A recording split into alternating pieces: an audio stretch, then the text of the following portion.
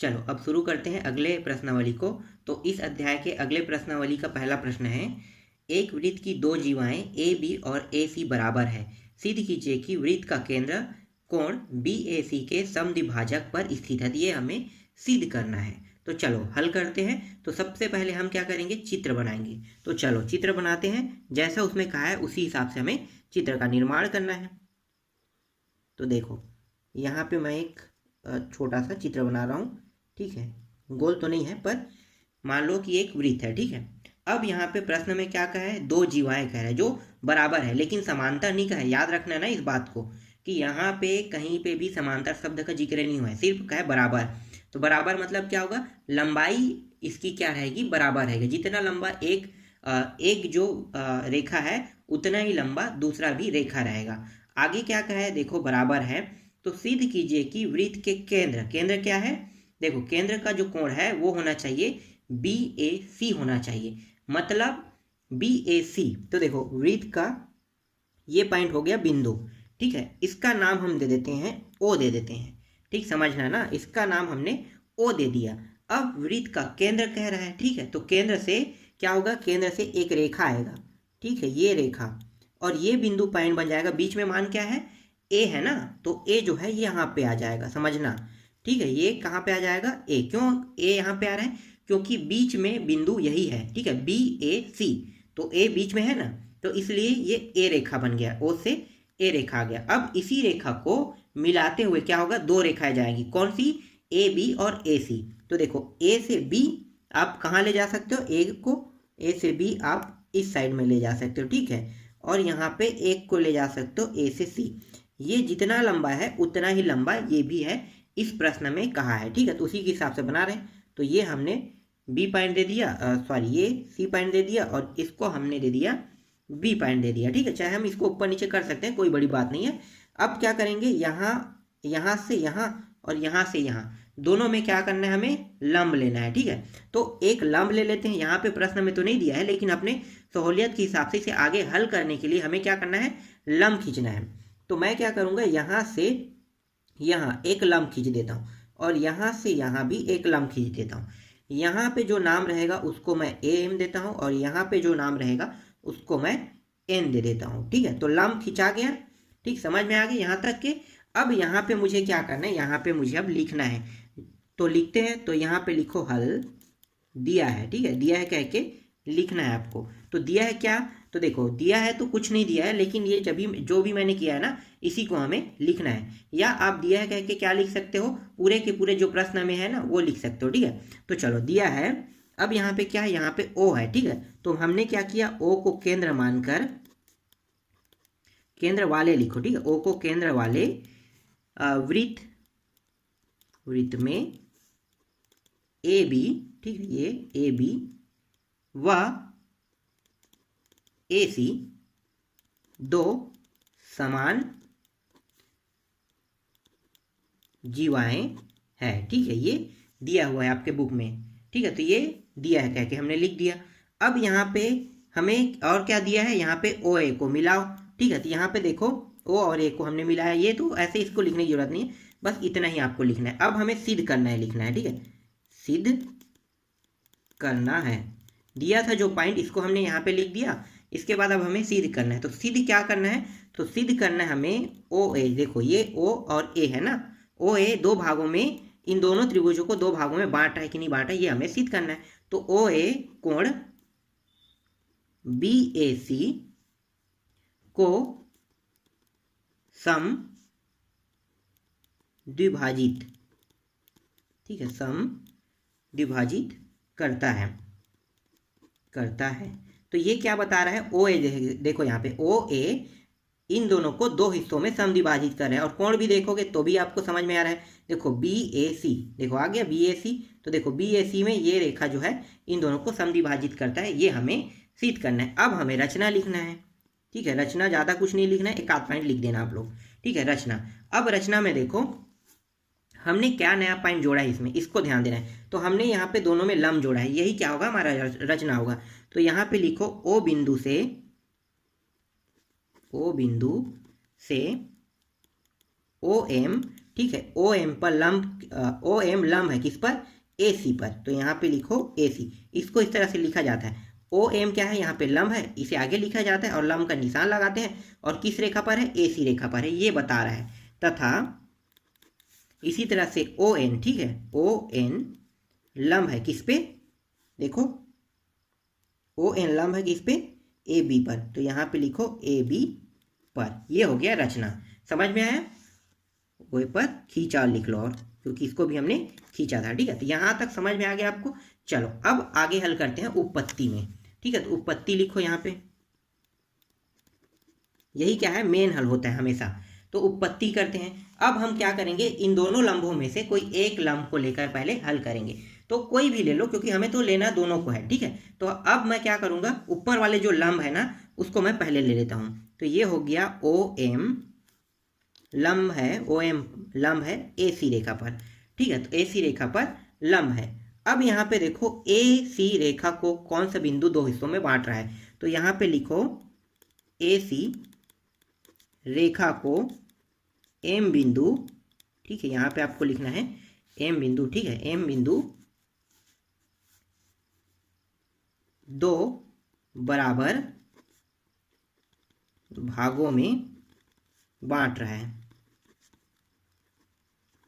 ठीक, यहां तक समझ में आ गया, दो बराबर भागों में बांट रहा है, ठीक। तो कौन कौन से है और रेखा क्या है, तो रेखा है यहाँ पे देख लो ए सी रेखा, पहले ए सी रेखा लिखो, ए सी रेखा बराबर ए से एम गया, यहाँ पे देख सकते हो ए से एम और एम से सी गया, लिखो ए से एम प्लस एम से सी गया। अब यहाँ पे देखो दोनों रेखा बराबर भागों में बांट रहा है, इसका मतलब क्या है कि ए एम जितना रहेगा उतना ही एम सी रेखा रहेगा, मतलब ए सी बराबर इसके स्थान पे हम एम सी के स्थान पे क्या रखेंगे, ए एम रखेंगे, ठीक है। तो हम यहाँ पे रख देते हैं A M plus A M, दोनों क्या हो जाएंगे, जुड़ जाएंगे, दो ए एम बन गया और ये हो गया ए सी, ठीक है। तो ए सी और ये दो इस साइड आके क्या हो गया, दो हो गया और ये बन गया ए एम बन गया, ठीक, समझ में आई, ये एम अपान दो ए एम बन गया। तो इसको हम नाम दे देते हैं पहला समीकरण। अब इसी तरह से हम क्या करेंगे, इसी तरह से सेम जो प्रक्रिया अभी हमने किया वो ओ एन वाले लंब के साथ भी करेंगे, ठीक है, एम बी, और ए बी पर ए बी को लिखो, ए बी को एन रेखा दो बराबर भागों में बांटती है, पूरा वही लिखना है, दो बराबर भागों में बांटती है। कैसे, अब रेखा क्या है, देखो बड़ा रेखा क्या है, ए बी है, ए बी को दो हिस्सों में क्या क्या काट रहा है, एक तो काट रहा है ए से एन काट रहा है प्लस एन से बी, ठीक है, सेम प्रक्रिया है। तो सेम प्रक्रिया क्या है कि ए एन यहाँ पे मैं साइड में बता रहा हूँ और एन बी दोनों क्या है, बराबर है, मतलब जहाँ पे एन बी है उसके स्थान पे हम ए एन लिख सकते हैं। तो ये हो गया A N plus A N बराबर ए बी, तो ये हो गया ए बी, ठीक है, और ये दोनों जुड़ के क्या होगा, दो ए एन हो जाएगा, यहाँ पे ए बी अपान दो बराबर यहाँ पे आ गया ए एन आ गया, इसको हमने दूसरा समीकरण नाम दे दिया, ठीक, यहाँ तक समझ में आ गया। अब हम क्या करेंगे, देखो दोबारा, अब यहाँ पे ए बी है, ठीक है, ए बी है और यहाँ पे देखो क्या है, ए सी है, ठीक है, दोनों में है। तो अब हम क्या करेंगे, जब दोनों की तुलना करेंगे तो दोनों की तुलना करेंगे तो जो ए सी है और एक है ए बी है, दोनों भी बराबर है, ठीक है, दोनों ही बराबर है। तो अगर मैं मानों को चेंज कर देता हूँ, समझो यहाँ पे, ठीक है, अगर मैं दोनों के मान को बराबर कर रहा हूँ, जैसे कि ए सी यहाँ पे है और इसको भी मैंने क्या कर दिया ए सी, तो दोनों देखो ए सी बन गया, अपान टू दोनों हो गया, तो ये दोनों क्या हो जाएगा, जब दोनों बराबर है इसका मतलब यहाँ से ये वाला जो मान है, ठीक है, दोनों सेम टू सेम हो गया, तब क्या होगा, ये दोनों जब सेम टू सेम बन गया तो दोनों क्या होगा, कट जाएगा, तो बचेगा क्या यहाँ पे समीकरण एक और दो में, तो समीकरण एक और दो में बचेगा, इसमें ए एम बचेगा और इसमें ए एन बचेगा। तो लिखो यहाँ पे समीकरण, यहाँ पे क्या, समीकरण एक और दो की तुलना करने पर और यहाँ पे आप साइड में बता दो, ठीक है, साइड में क्या बताओगे कि ए बी बराबर है ए सी के, ठीक है, यहाँ पे आप साइड में इस तरह से बता देना। तो क्या हो गया, वो सभी मान कट गया, कैसे कटा ये बता दिया यहाँ पे, जैसे मैंने अभी समझाया आपको।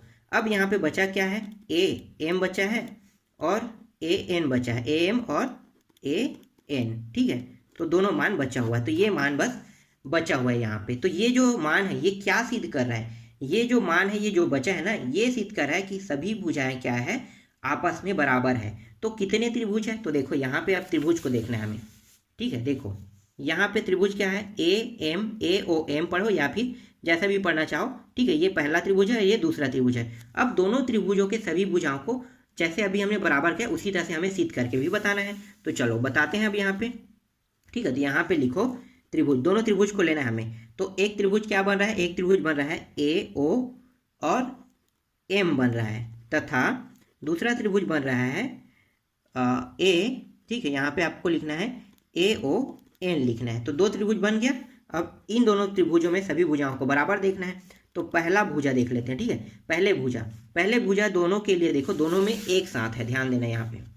देखो A से O दोनों के लिए है, इसके लिए भी इसके लिए भी, मतलब दोनों में सेम है। तो OA बराबर OA लिख सकते हैं, ठीक है। तो लिखो यहाँ पे OA बराबर OA हो गया। दूसरी भुजा देखते हैं। दूसरी भुजा जो भी उठाएंगे दोनों सेम टू सेम रहना चाहिए।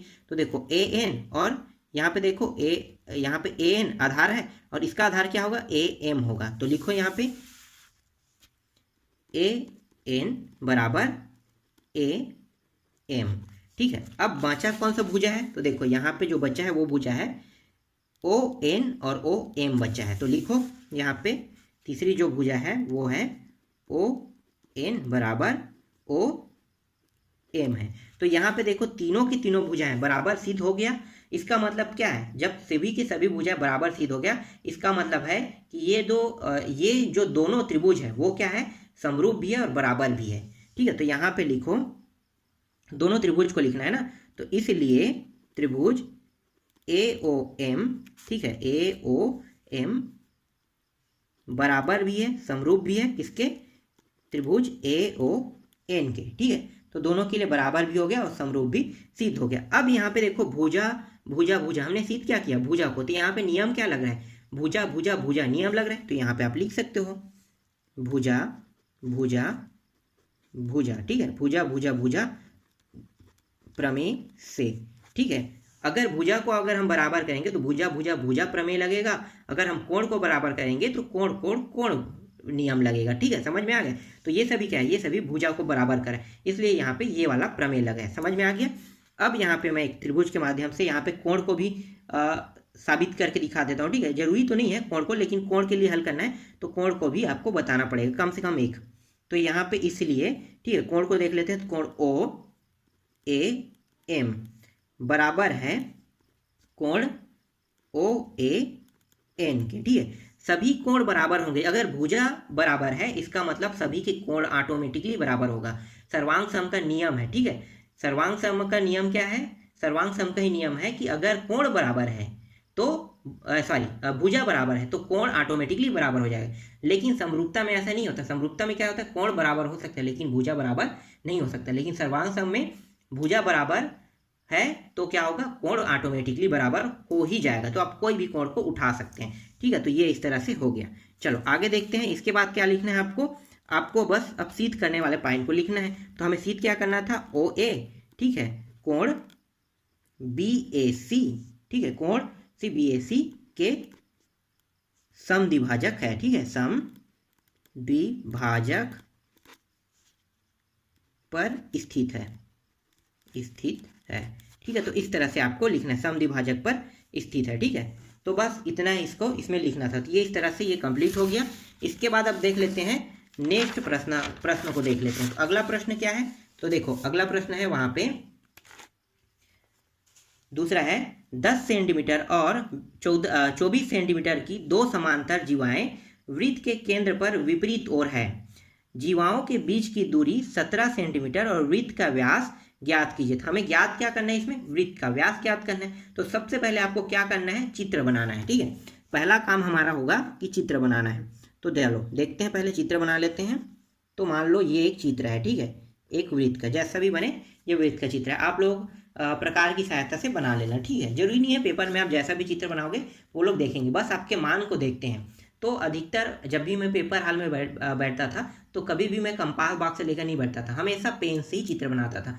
ना मेरे पास शीश होता था, ना ही स्केल होता था, कुछ भी नहीं होता था। दो पेन रखता था, एक पेन मेरा लाइन को सीधा खींचने के लिए होता था और दूसरा जो पेन होता है उसको चित्र बनाने के लिए होता है। तो देखो मैं यहाँ पे किसी भी प्रकार से कभी भी पेपर में कंपास बॉक्स नहीं ले जाता था। ठीक है, आप हाथ से भी बना सकते हो। देखने वाला सिर्फ इतना ही देखता है कि आप चित्र कैसे बनाओ, ये नहीं देखता है। वो देखता है कि आपने सॉल्यूशन सही किया है कि नहीं, आपको जो जो चीज़ बताना है वो सही है या नहीं, ये सिर्फ देखता है। ठीक है, तो ये जो है जो मैं आपको बता रहा हूँ ये सब मोस्ट टॉपिक है। ठीक है, तो ये आप इन बातों को ध्यान रखना जब भी पेपर हॉल में जाओगे तो। ठीक, चलो आगे हल करते हैं। अब इस प्रश्न के हिसाब से चलेंगे। तो इस प्रश्न में स्पष्ट कहा है कि दो समांतर रेखाएं कर रहे हैं, मतलब यहाँ पे समांतर हम इस तरह से खींच सकते हैं। ठीक है, एक समांतर ये हो गया और दूसरा समांतर ये हो गया। पहली समांतर रेखा का जो मान है वो 10 सेंटीमीटर रहेगा, मतलब पहली रेखा 10 और दूसरी 24 रहेगा। तो ये वाला क्या है 10 सेंटीमीटर है मान लो। ठीक है, और ये वाला 24 सेंटीमीटर है। ठीक, रेखा एक 10 और एक 24। इसके बाद इस प्रश्न में क्या कहें कि इनके विपरीत केंद्र की ओर। ठीक है, तो इस रेखा के डायरेक्शन में अगर मान लो ये केंद्र है तो दोनों से एक रेखा निकलेगा, ये केंद्र की ओर जाएगा और ये भी रेखा जो है केंद्र की ओर जाएगा। यहाँ पे ये कह रहा है, तो देखो दोनों को हमने मिला लिया। ठीक, इसके बाद क्या कहा है, इन दोनों के बीच की दूरी 17 है। तो देखो यहाँ से यहाँ की अगर मैं दूरी ले लेता हूँ 20 से, तो ये कितना हो जाएगा 17। यहाँ से यहाँ पूरा की दूरी कितनी है, पूरे की दूरी कितनी है 17 है ना। तो यहाँ पे आप ले लो, एक सेकंड, ये हो गया 17। यहाँ से यहाँ की दूरी 17 है। ठीक, और यहाँ से यहाँ की दूरी 10 और यहाँ से यहाँ की दूरी 14 है। अब हमें इसका और इसका मान पता नहीं था, हमें यही क्या निकाला, यही हमारा त्रिज्या है, इसी का मान हमें ज्ञात करना है। त्रिज्या का मान ज्ञात होगा तो व्यास का मान ऑटोमेटिकली हो जाएगा। तो मान अब रख लेते हैं। तो इसे हमने ए बिंदु माना, इसे हमने बी बिंदु माना, इसको हमने सी बिंदु माना और इसको हमने डी बिंदु माना। ये वाला बिंदु जो है वो ओ बिंदु पॉइंट है, ये वाला एम बिंदु पॉइंट है और ये वाला एन बिंदु पॉइंट है। ध्यान देना, ठीक है, ये वाला एन बिंदु पॉइंट है। अब आगे हमें हल करना है, ज्ञात क्या करना है, व्यास ज्ञात करना है। तो पहले हम क्या करेंगे, इस रेखा को लेंगे। ठीक है, इस रेखा को लो और इसको क्या करेंगे, हमें इसे आधा करना है। ठीक है, क्या करना है, आधा करना है इस जीवा को। तो चलो आगे हल करते हैं। तो देखो क्या है, ए बी, तो यहाँ पे लिखो ए बी। ठीक है, ए बी कितना है 10 सेंटीमीटर है। ठीक, दिया है क्या आप लिख सकते हो, ए बी बराबर 10 सेंटीमीटर, मैं डायरेक्ट लिख रहा हूँ। अब यहाँ पे ए बी बराबर दो हिस्सों में कौन सी बिंदु काटा है, एन बिंदु। तो ये हो जाएगा ए से एन प्लस एन से बी, दो भागों में काट दिया। अब ए एन जितना है उतना ही एन बी है।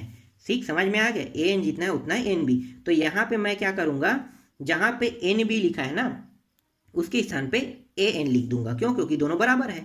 तो ये हो गया ए बी बराबर A N plus A N हो गया। तो ये आ गया ए बी बराबर 2 ए एन, और ए बी का मान कितना है 10 सेंटीमीटर, तो इसका मान भी रख देना 10, और ये 2 नीचे आ गया और ये हो गया एन, सॉरी क्या है ए एन है ना। तो ये हो जाएगा ए और एन। तो ए एन का मान कितना निकल गया 10 सेंटीमीटर। ठीक है, अब ए एन का मान जितना है उतना ही मान एन बी का रहेगा, क्योंकि हमने दोनों को बराबर किया है तो हमें अलग से बताने की जरूरत नहीं, हमने यहीं पे बता दिया। ठीक है, तो ए एन का मान कितना निकल गया, सॉरी 10/2 है ना, आगे हल भी होगा, मैं हल नहीं कर पाया। ठीक है, ये हो जाएगा 5/a हो जाएगा। तो ये आ गया ओरिजिनल हल। ठीक है, तो ये आ गया 5 सेंटीमीटर हो गया। तो ये 2 हिस्सों में कट के कितना आ गया 5 हो गया। ठीक, अब इसी तरह से क्या करना है, आपको दूसरे को भी निकालना है, नीचे वाले को। तो नीचे वाले को भी निकाल लो। तो देखो ये क्या है, सी डी है। सी डी का मान कितना है 24 सेंटीमीटर दिया हुआ है। तो 24 सेंटीमीटर है, तो इसमें कौन सा बिंदु 2 हिस्सों में बांटा है, एम बिंदु। तो यहाँ पे लिखो सी डी बराबर C M plus M D, ये एम डी 2 हिस्सों में बांट रहा है। तो जितना एम डी रहेगा उतना ही सी एम रहेगा। तो मुझे इस तरह से आपको बताने की जरूरत तो नहीं है, तो मैं डायरेक्ट मान रख लेता हूँ। तो सी डी बराबर C M plus C M. ठीक है, तो ये हो जाएगा सी डी और ये हो गया 24, सॉरी ये क्या है 2 सी एम हो गया।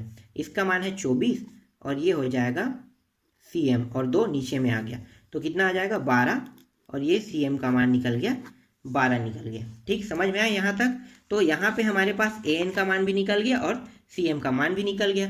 अब हमें क्या करना है, अब हमें इन दोनों त्रिभुजों में अलग अलग से ये वाले मान, ठीक है, ओ से एम का मान और ओ से एन का मान हमें चाहिए। लेकिन यहाँ पे देखो इस पूरे रेखा का मान ही कितना है, 17 है। इसका मतलब क्या है, अगर 17 को हम दो भागों में बांटेंगे तब हम निकाल सकते हैं। तो 17 को दो भागों में कैसे बांटोगे, तो देखो अलग से तो हमें नहीं बांट सकते, लेकिन यहाँ पे हम ट्रिक लगा देंगे। अगर मैं मान लो यहाँ या यहाँ को कुछ मान लेता हूँ, इन दोनों में से इसको मानूँ, चाहे मैं ओ से एम को मानूँ, चाहे ओ से एन को कुछ मानूँ, तो मैं यहाँ पे मान लेता हूँ ओ से एम को क्या मान लेता हूँ, एक्स मान लेता हूँ। ठीक है, कहाँ से यहाँ को मैंने मान लिया एक्स मान लिया। ठीक है, तो यहाँ पे जब मैंने एक्स माना तो ये यहाँ से यहाँ की दूरी क्या बन गई, यहाँ से यहाँ की दूरी ओ से एन मान बन गया 17 माइनस एक्स बन गया। क्यों, क्योंकि ये पूरा दूरी 17 है। ठीक है, तो अगर मैं 17 पूरा दूरी को मान रहा हूँ और इतने को मैं एक्स मानता हूँ तो क्या होगा, ये माइनस होके क्या हो जाएगा, बाकी जो बचेगा वो 17 का मान रहेगा। ठीक है, तो यहाँ पे अगर मैं इसको एक्स मानता हूँ और इसको मैं 17 में घटा दूंगा तो ये मान हो जाएगा ओ एन का मान हो जाएगा। इसीलिए मैंने क्या किया, इसको एक्स माना, तो एक्स को जब मैंने इसे घटाया इसके साथ तो ये हो गया 17 माइनस एक्स हो गया। समझ में आ गया, दोनों का मान यहाँ पे मिल गया।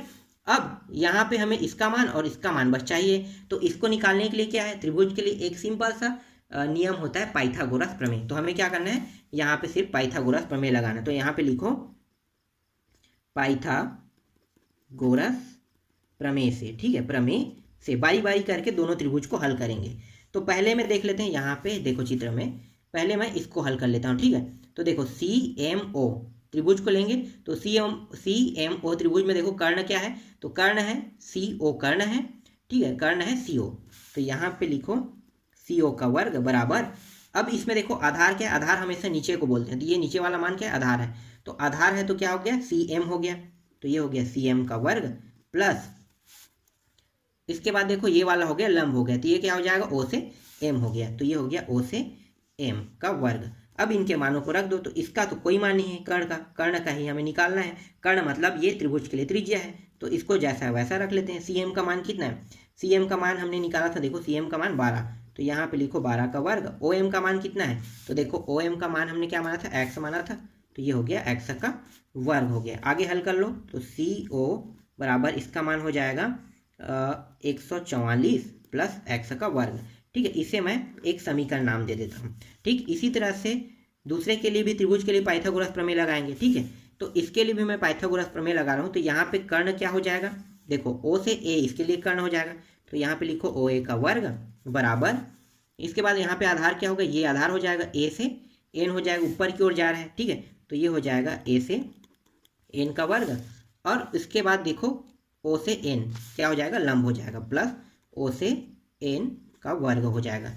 ये हो गया लंब हो गया। इनके मानों को रख देते हैं, तो ये तो त्रिज्या है, इसका मतलब इसका मान नहीं है हमारे पास, तो हम क्या करेंगे, इसके मान को जैसा का वैसा रखेंगे। ओ एन का मान कितना है, ए एन का मान कितना है, ए एन का मान देखो यहाँ पे ओ ए एन का मान है 5, तो यहाँ पे लिखो 5 का वर्ग प्लस ओ एन का मान कितना है, तो देखो 17 माइनस एक्स, इसका मान कितना है 17 माइनस एक्स, तो यहाँ पे लिखेंगे 17 माइनस एक्स और इसका भी वर्ग कर देंगे, तो ये हो जाएगा ओ ए बराबर वर्ग, और ये हो गया 25 प्लस इसको अगर अंडर रूट से हटाएंगे तो 17 गुणी 17 कितना होगा, तो 17 गुणी 17 हो गया 289 हो जाता है, और ये हो जाएगा एक्स जो है वो एक्स का वर्ग माइनस 17 दूनी 34, 34 एक्स हो जाएगा, ये आ गया। ठीक है, अब यहाँ पे देखो ये भी क्या है, कर्ण है और ये भी कर्ण है, मतलब दोनों क्या है, कर्ण कर्ण का हो या फिर यहाँ पे त्रिज्या भी कर, तो दोनों त्रिज्या है, तो क्या करेंगे, इन दोनों की तुलना कर देंगे। तो इसे मैंने समीकरण 2 नाम दिया और दोनों की तुलना कर देते हैं। समीकरण 1 और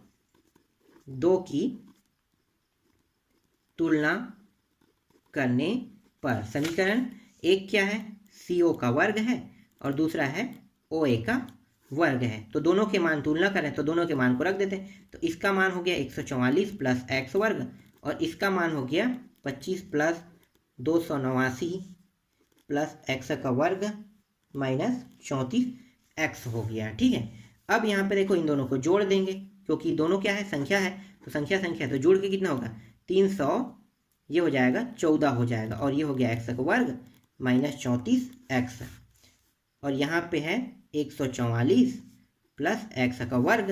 अब हम क्या करेंगे, देखो ये संख्या है ये भी संख्या है, दोनों को एक साइड ला लेते हैं। ठीक है, संख्या तो हम क्या करेंगे, ये संख्या दोनों को एक साइड, और यहाँ पे देखो यहाँ भी एक्स है यहाँ भी एक्स है और दोनों प्लस में, तो हम क्या करेंगे, इस पूरे मान को इस साइड ले ले जाते हैं और यहाँ पे जो मान है ना माइनस में है ना, उस मान को इस साइड ले आते हैं। तो ये हो जाएगा माइनस से प्लस हो गया 34x हो गया, और यहाँ पे पहले से क्या है 314 प्लस x वर्ग है, इस पूरे मान को इस पार ले आते हैं तो 144 प्लस में था तो ये माइनस हो गया, ये भी प्लस में तो क्या होगा ये भी माइनस में हो जाएगा, ये और ये कट गया और इन दोनों को घटा देते हैं तो घटाएंगे तो कितना प्राप्त होगा 170 प्राप्त होगा, और यहाँ पे क्या है 34x है। ठीक है, अब यहाँ पे x बस को रहने देते हैं और 170 और यहाँ पे 34 को नीचे ले आते हैं, भाग दे देते हैं। तो भाग देंगे तो कितना बचेगा, तो यहाँ पे भाग देंगे तो x का मान आ जाएगा, ये 5 बार में पूरा काट है तो x का मान कितना आ गया 5। अब ये जो x का मान निकला है ना वो क्या है, चलो आगे जो चित्र है ना वहाँ पे रखना है हमें x के मान को। तो ध्यान देना, देखो x का मान 5 आ गया। अब 5 में 5 जो है, ठीक है, यहाँ पे 5 आ गया x का मान। अब ON का मान निकालोगे तो कैसे निकालोगे, तो ON का मान निकालोगे तो यहाँ पे 5 को क्या करोगे घटा दोगे इसमें, तो घटाओगे कितना आ जाएगा 13 आ जाएगा ना। तो इसका मान ON का मान 13 और इसका मान 5 आ गया और दोनों मिला के क्या हो गया 17 बन गया, यहाँ पे 17 आसानी से निकल गया। तो समझ में आ रहा है आपको मैं क्या बता रहा हूँ। ठीक है, चलो वही चीज़ जो मैं भी बता रहा हूँ वही यहाँ पे हल कर लेते हैं, हमें वहाँ पे मान चाहिए। ठीक है, तो हल करते हैं। चलो अभी मैंने क्या बताया, ठीक है देखते हैं। तो यहाँ पे हम किसी भी एक समीकरण को उठा सकते हैं या फिर हम चाहे तो डायरेक्ट किसी भी समीकरण को उठा लेते हैं। ठीक है, तो मैं क्या करूँगा यहाँ पे नए तरीके से यूज करूँगा। तो मैं यहाँ पे ले लेता हूँ n से, ठीक है यहाँ पे देखो एक ले लेता हूँ 17, एक सेकंड ना, मैं यहाँ पे क्या करूँगा तो ये हो जाएगा OC, ठीक है OC का वर्ग मैं ले लेता हूँ और ये हो गया x का वर्ग। कोई भी एक समीकरण को हम ले लेते हैं तो x का वर्ग प्लस 12 का वर्ग यही था। ठीक है, तो यहाँ पे ये हो जाएगा OC का वर्ग बराबर, इसका मान कितना है 5 आया है तो x का मान रखेंगे 5 पंजे 25, ये 144। ठीक, अब इन दोनों को जोड़ेंगे तो 169 हो जाएगा OC का वर्ग।